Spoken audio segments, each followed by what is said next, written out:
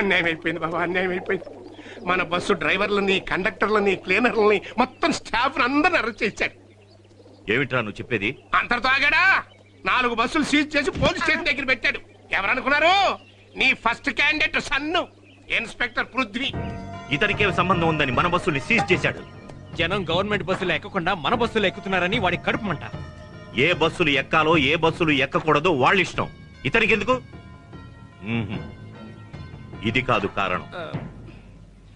అంటే బావగారు అది ఇప్పుడు అదే నువ్వేదో దాస్తున్నావు. అబ్బాయి దాయడానికి వెళ్ళలేదండి. ఇప్పుడు government bus, bus private, private government, bus private.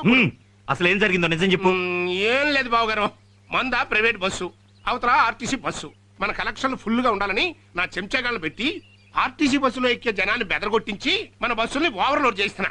దాంతో మన కలెక్షన్ ఫుల్, ఆర్టీసీకి నిల్లు. ఏదైనా చేసే ముందు నాకు చెప్పి చేయమని 1,00,000 సార్లు చెప్పాను. తప్పు చేసే ముందు ఎలా తప్పించుకోవాలో ముందు తెలుసుకోవాలి.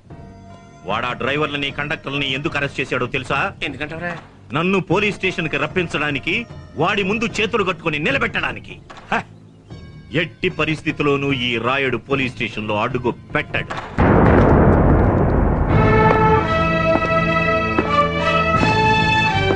ఇంకొద్దిసేపట్లో మీ అయ్యగారు ఇక్కడికి వస్తారు. ఆయనకి ఇవ్వాల్సిన డోసు ఆయనకి ఇచ్చేసి మిమ్మల్ని పంపించేస్తా. ఏం కంగారు పడకండి. మనం సీజ్ చేసిన రాయుడు గారి బస్సులన్నీ బయట తగిలిపడిపోతున్నాయి సార్. అయ్యో అయ్యో,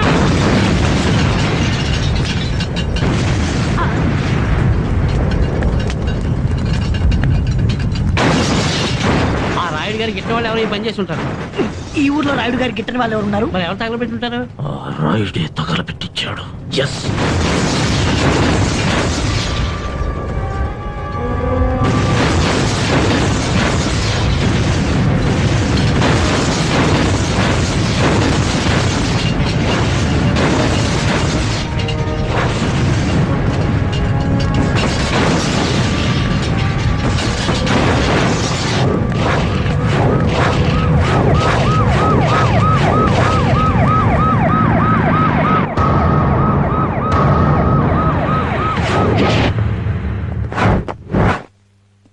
Prithvi, what all this nuisance?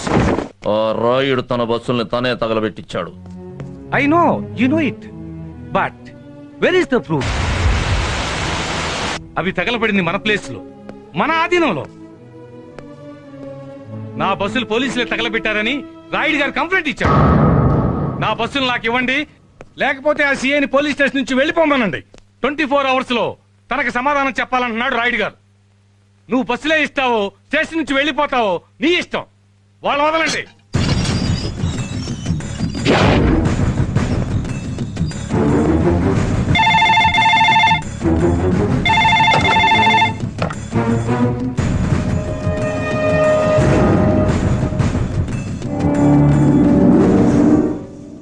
ఏం బిడ్డా, బాగున్నావా? నేను రాయుడు, నరసింగరాయుడు. ఏమిటి, బస్సులు తగలబడ్డాయని బాధపడుతున్నావా? వద్దు, నువ్వు బాధపడ్డా నాకు ఇష్టం ఉండదు. నువ్వు నా కన్నబిడ్డవు కదా.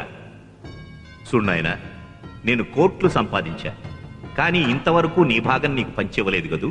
అందుకే అరగంట క్రితమే ఆ బస్సుల్ని నీ పేరున రాశాను. నీ తండ్రి నీకిచ్చిన ఆస్తిని తీసుకోవడం ఇష్టం లేక నీ బస్సుల్ని నువ్వే తగలబెట్టుకున్నావని ఇప్పుడే ఎస్పీ గారికి ఫ్యాక్స్ చేశాను. కన్న తండ్రిని స్టేషన్కి రప్పించాలని నువ్వు చూశావు, కన్న బిడ్డను స్టేషన్ నుంచి పీకేయకుండా నేను కాపాడే.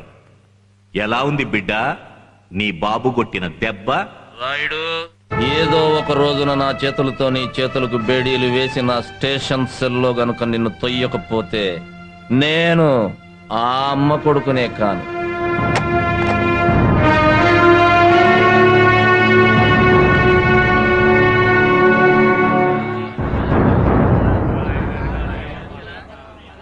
సార్, ఈ ఊర్లో రాయుడు గారే 26 సంవత్సరాల నుంచి ఈ వేలంపాట పాడుతున్నారు సార్.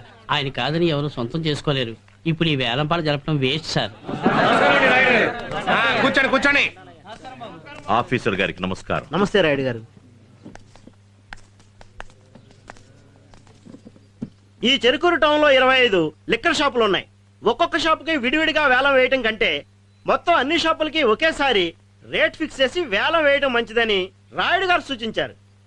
ఇలా ఒకేసారి వేలం వేయడం విషయంలో మీకు ఎవరికైనా అభ్యంతరం ఉందా? మాకేమీ అభ్యంతరం లేదు. అంతగా కావాల్సి వస్తే రాయుడు గారి దగ్గరే తీసుకుంటాం. చూసారా నేను చెప్పలేదని వేలంపడి వేస్ట్ అని.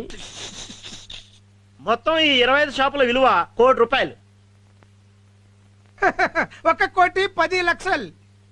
1,20,00,000. 1,30,00,000. 1,30,000.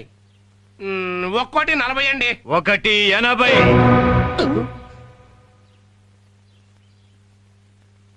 1,81,000. ఎవరది? ఎవరో బావా. 1,82,000. 1,90,00,000 అండి. 2 కోట్లు.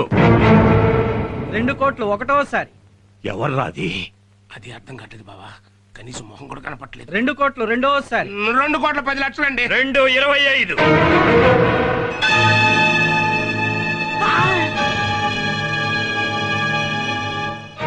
2,25,00,000. 2,25,00,000 1,000. 2,30,00,000. 2,10 దాటితే మనం నష్టపోతాం. అందుకని మన షాపులని మూసేసుకుంటావు బావా. మా నాన్న అప్పుడే చెప్పాడు 5-10 ఇచ్చి పంపించండి షాప్ వద్దని. ఇప్పుడు చూడండి వాడు మనతో పాటు సమానంగా వేలానికి వచ్చాడు.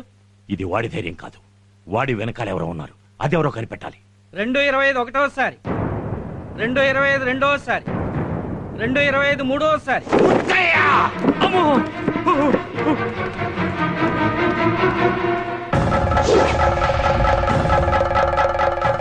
రాయుడు గారు పంచ పైకి ఎగ్గట్టారంటే ఈ దెబ్బతో ముత్తయ్య గారి పని అవుట్. రాయుడు గారు!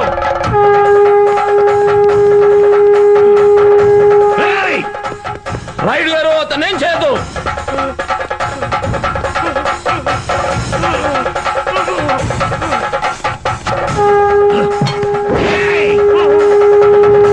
నీ తల నరికి తీర్తాన్రా. రాయుడు ఆగు.